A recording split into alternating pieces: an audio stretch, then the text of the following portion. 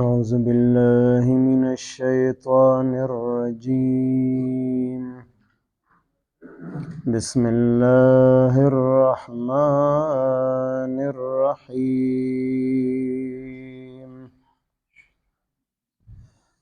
لله ما في السماوات وما في الأرض وإن تبدوا ما في أنفسكم أو تخفوه يحاسبكم به الله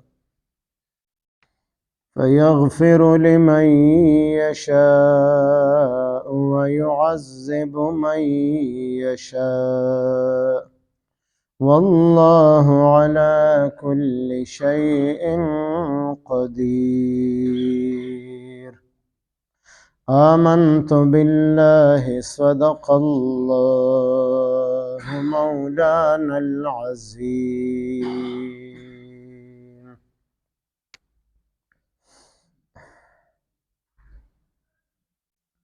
د آیت مبارکه الله پاک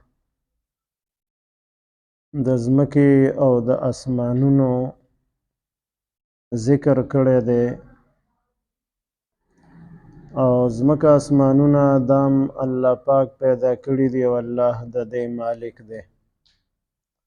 او په دې ځمکو کې او اسمانونو کې څومره مخلوقات دي، نو دا ټول د الله دی. الله پاک د دې خالق او پیدا کوونکی دی، او الله پاک د دې مالک هم دی.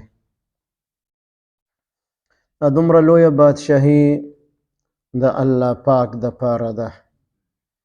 د دنیا بادشاهي دام د الله ده، او د آخرت بادشاهي چې د هغې ذکر یې سوره فاتحه کې کړی دی، مالک یوم الدین، د قیامت د ورځې بادشاه دی.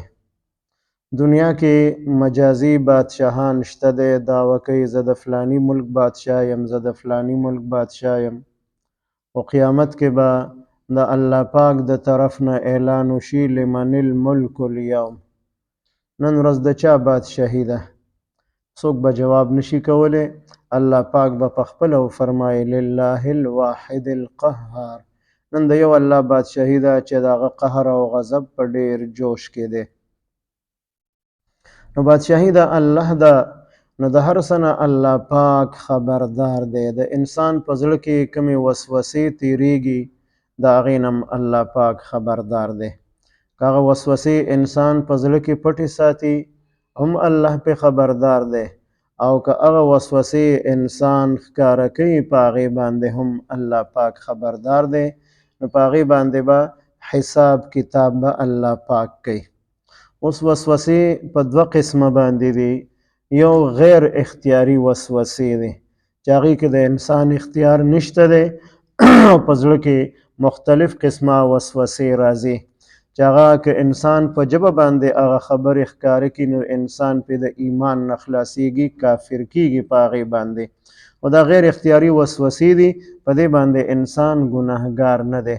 دا وسوسې به صحابه رضی الله تعالی عنهم هغې ته هم راتلې. یو ځل حضرت حنظله رضی الله تعالی عنه روان دی د نبی علیه السلام ملاقات دپاره. حضرت ابوبکر صدیق رضی الله عنه ورسره مخامخ شو، لاره کې تپوس یې ترې وکړ حنظله چېرته روانې؟ نو هغه ورته په جواب کې وایي حنظله خو منافق شوی دی. وایي څنګه منافق شوی دی؟ وایي زمونږ په زړه کې داسې وسوسې راځي چې که هغه مونږ په ژبه باندې راولو د ایمان نه پې خلاصېږو. ابوبکر صدیق رضی الله تعالی عنه ته وفرمایل چې دا مسله خو ماته هم ده، دا وسوسې خو ماته هم راځي زما په زړه کې. وایي راځه نبي علیه السلام ته دواړه ځو. دواړه لاړل، د نبي علیه السلام په خدمت کې حاضر شو او وی ویل چې داسې وسوسې زمونږ په زړونو کې راځي چې د هغې نه موږ دا خبره ځان دپاره بهتره ګڼو چې موږ کویله شو او په ځای باندې اوس وځېږو. نبی علیه السلام وفرمایل واقعي داسې د دې وسوسو نه ستاسو واقعي داسې نفرت دی؟ هغې ویل او زمونږ ته داسې نفرت دی.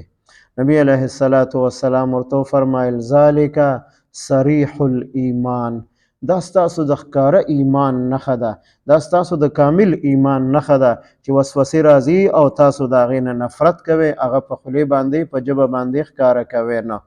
نو دا وسوسې غیر اختیاري دي، په دې باندې انسان ګناهګار نه دی. که هر قسم وسوسه راځي بس هغه وسوسې طرف ته انسان توجه نه ورکوي او دغه وخت کې وایي اعوذ بالله من الشیطان الرجیم، ځکه دا وسوسې راځي د شیطان د طرف نه.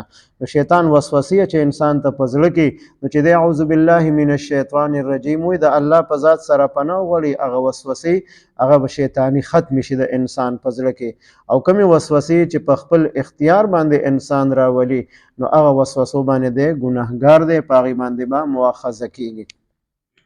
ځکه چې دا آیت مبارک الله پاک نازل کو چې دې کې د دغې وسوسو باندې د حساب اخیستلو ذکر کړی، نو صحابه پریشانه شو او نبی علیه السلام ته خپله پریشانی مخې ته کېښوده.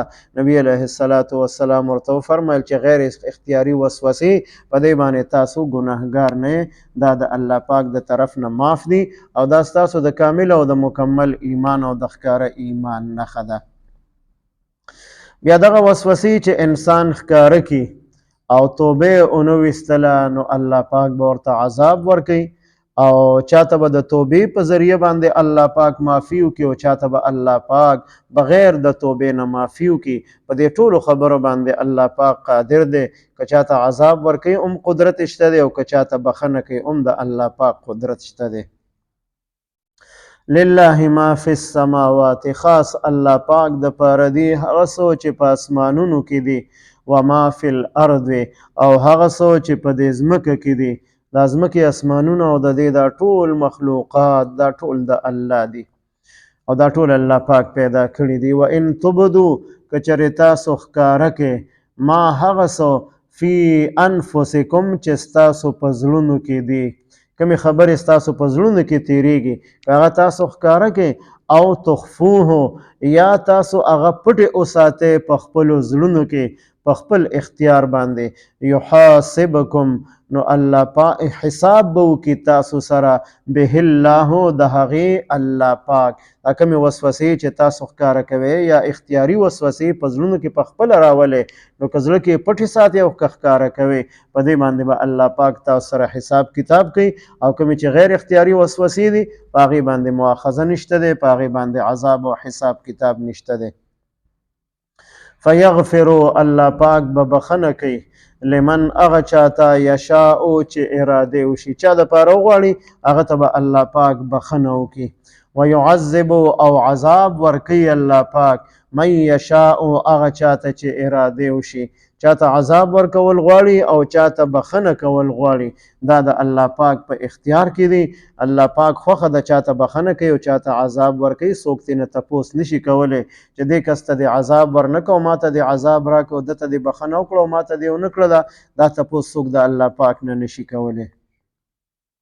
والله على كل شيء قدير او الله پاک په هر څیز باندې قدرت لرونکی دی. نو په دې باندې قدرت دی چې چاته بخښنه کوي او چاته عذاب ورکوي. لله ما فی السماوات، خاص الله پاک د پاره دی هغه څه چې په اسمانونو کې دي، وما فی الارض او هغه څه چې په ځمکه کې دي. و ان تبدو که چېرې تاسو ښکاره کې ما فی انفسکم هغه څه چې ستاسو په زړونو کې دي، او تخفوه یا تاسو هغه پټ وساتئ په خپلو زړونو کې، یحاسبکم حساب به کوي تاسو سره به الله د هغې الله پاک. فیغفرو بخښنه به کوي لمن یشاء چا دپاره چې اراده وشي، ویعذب او عذاب به ورکوي من یشاء هغه چاته چې اراده وشي. والله على كل شيء قدير او الله پاک په هر څیز باندې قدرت لرونکی دی. اللهم صل على سيدنا محمد وعلى آل سيدنا ومولانا محمد وبارك وسلم. رب اجعلني مقيم الصلاة ومن ذريتي ربنا وتقبل دعاء.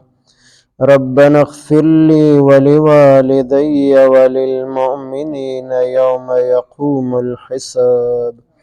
ربنا اغفر لنا ولإخواننا الذين سبقونا بالإيمان ولا تجعل في قلوبنا غلا للذين آمنوا ربنا إنك رؤوف رحيم. ربنا هب لنا من أزواجنا وذرياتنا قرة أعين واجعلنا للمتقين إماما. وصلى الله تعالى على خير خلقه محمد وعلى آله وأصحابه أجمعين. آمين برحمته.